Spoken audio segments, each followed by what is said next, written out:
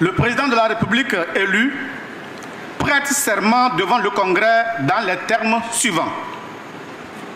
Devant Dieu et devant le peuple togolais, seul détenteur de la souveraineté nationale, nous, président de la République togolaise, élus conformément aux lois de la République, jurons solennellement fidélité à la Constitution de la République et nous engageons à consacrer nos efforts au bien-être du peuple togolais et de travailler à la consolidation de l'unité nationale.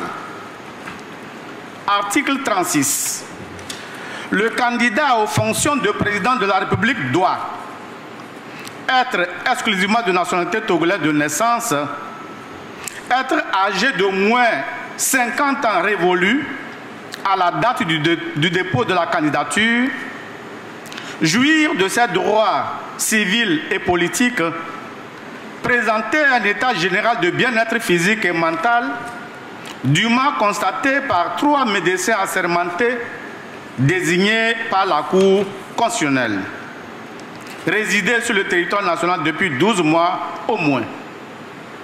La fonction de président de la République est incompatible avec l'exercice de toute autre fonction publique élective, de tout emploi public et de toute activité professionnelle.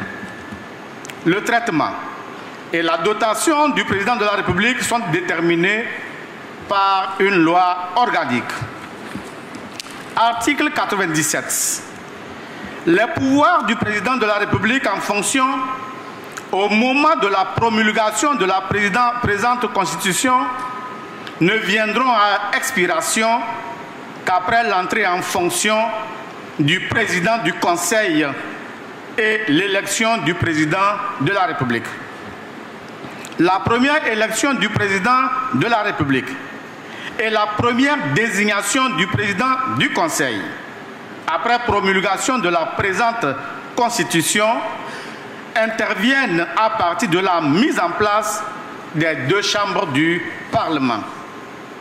Le parti majoritaire ou la coalition de partis majoritaires transmet par écrit au bureau de l'Assemblée nationale le nom du président du Conseil.